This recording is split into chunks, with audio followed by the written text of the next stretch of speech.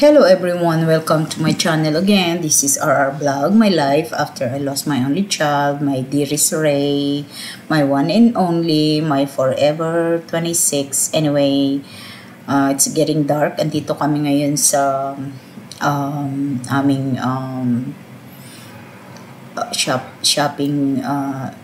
shopping area dito sa may malapit lang sa amin. So, ganito, pag bored kami sa bahay, lakad-lakad lang. So, I decided na mag-video at the same time para pakita sa inyo kung anong itsura dito sa aming shopping place. So, buti na lang, maganda yung weather kahit papano, hindi na kami masyadong malamig, pwede nang kahit papano light jacket, or yung iba naman, tingnan nyo, hindi naman na sila nagja-jacket. Ako na lang yata yung giniginaw. So anyway, ito makikita nyo puro store dito, pero you know, hindi natin pwede i-compare dyan sa atin dahil napakaraming tao dyan. Kami weekdays, weekdays, actually Sunday, pero look at us, hindi kami masyadong matao kasi late na yung mga tao, may pasok na tomorrow. So kaya syempre tutulog na. So anyway, dito kami lagi pagka summer. Dito kami nanonood ng mga local bands diyan sa harap ng yung restaurant na yan. Usually diyan kami nanonood. Ito mismo yung place na pinagko-concertan, pero inalis na nila. I don't know, hopefully this summer ibalik uli nila kasi yung last summer hindi masaya kasi wala na. Actually punong-puno yan, kahit papano kumikita yung mga bar kasi bar yan yung mga yan. So marami namang makainan dito, kaya kung minsan pag andyan kami, dyan na kami kumakain, or sometimes dinadala namin dyan sa may itong street na ito, yan, dyan kami lagi. Alam mo naman, ang mga Amerikano, pag kami mga ganyan, maganda silang crowd, pasayaw-sayaw sila dyan. Kaya hindi kami nahihiya. Sayaw-sayaw na rin kami. Ito yung pizza, resto, yan sa side ko. So, maganda yung pizza na yan kasi yan, mga gluten-free yan. Kaya lang, syempre, medyo pricey. Tapos, ito, yung next is yung ano naman yan, yung Korean barbecue, yung mga chicken nila, puro chicken yan. So parang bonchon, pero dati may bonchon kami dito, pero parang wala na, inalis na nila din. So ito, mga cookie, ewan ko, yan yung mga businesses nila dito, pero wala namang tao. Pero syempre late na kasi. Pagka during the day naman kahit papano meron, pero it's not like before, like what happened now na wala nang yung after the COVID, hindi na masyado. So anyway, yan, may urgent care na pala dito. Tapos diyan kami usually nag-hang out ng mga kaibigan namin, diyan kami nagpupunta para diyan kami nag-i-standby, tapos manonood kami ng concert, or sometimes diyan kami kumakain. Kung saan namin maisipan kumain, doon kami kakain. So anyway, dito ako ngayon sa ito yung nilalakad ko ting hapon. Ito dati kong bangko yan, pero nagsara na kasi mostly ng mga bangko nagsasara na kasi we don't need bank anymore. Usually sa phone na lang kami, sa online na lang kami, nag-online banking na lang kami.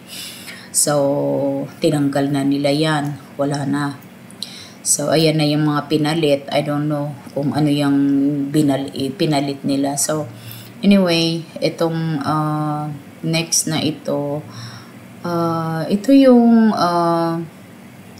ito Bubbles, kapangalan, yan ang may-ari nung una kong trabaho, yung hair salon, pero hindi ako dito nagtrabaho ako sa Pentagon City Mall. So yan, diyan kami, yun yung pinakasikat noon yung time. Tapos ito naman yung Sushi Jin, ito yung Japanese restaurant na I remember nung bago ito, syempre paborito pa ng anak ko. Yan yung mga, kasi maganda yung sushi dyan. Diyan ako diyan ako diyan kami nag-lunch nung nag-birthday ako. Dalawa lang kami ng husband ko. So, syempre, naalala ko lang yung time noon nung andito yung anak ko. Syempre, alam niyo naman, siya naman yung namimili kung ano yung gusto niyang restaurant. Pero, ano naman ng anak ko, kahit na siya yung namimili, is ano naman siya, concerned din naman siya sa mga kasama. Kasi ang tatay niya, masyadong picky sa pagkain. At least, dadalhin niya kami sa mga place na, pwede rin makakain din ng tatay niya dahil mabait nga yung bata na yun eh. Nagigiboy siya, pero kung minsan nagagalit siya kasi yung mga gustong kainin ng tatay niya, yung mga heavy food. Tsaka, mostly is Asian food kasi yun naman talaga yung pagkain ng mga katulad natin na yung mga burger sa kanila is hindi naman pagkain talaga yan. Ano lang, snack lang yan eh. So, ito yung bar na, very popular dito. Masaya dyan, kahit winter. Yun nga lang, busy yan pag Friday and Saturday. Pag ganitong Sunday, hindi masyado kasi may pasok the next day. So, hindi kami masyadong, okay. Natawag na asawa, uwi na raw kami. Tingnan mo, isang ikot pa lang ako, uuwi na kami. Ganito talaga yan eh. Pero, naka-exercise na kasi siya, nag-gym na siya, nag-walking na siya. Ako naman, hindi ako pumunta sa gym eh. Tamad ako eh. Dati, ang dami-dami kong energy gawin yan. Ngayon, para bang kinakatamaran ko na lahat. Kaya kailangan talagang pilit-pilitin ang sarili. So, anyway, ito na. Okay, dito na kami ngayon. Pauwi na kami. Yan. Hindi naman siya kalayuan sa amin eh. Dito kami lagi nag-standby. Pero nung andito yung anak ko, nasa college na kasi siya nung nag-move kami dito. Pero maganda sana dito. Kung maliit pa siya, lagi ko siyang dadalhin dyan. Pero syempre, pag college na yung anak mo, once in a while mo na lang sila makikita. Occasionally na lang, hindi na yung katulad ng dati na, kung asang kami, andun siya. Pero, syempre, mag-grow up din sila. So, like I said, nung nag-move kami sa area na to, nasa college na siya, kaya alam niya naman tong places na ito, pero hindi niya yung kinalakihan, yung most of the time, andyan siya talaga. Kasi lumaki siya halos sa Lorton. So, mga 7 miles away yun from our house.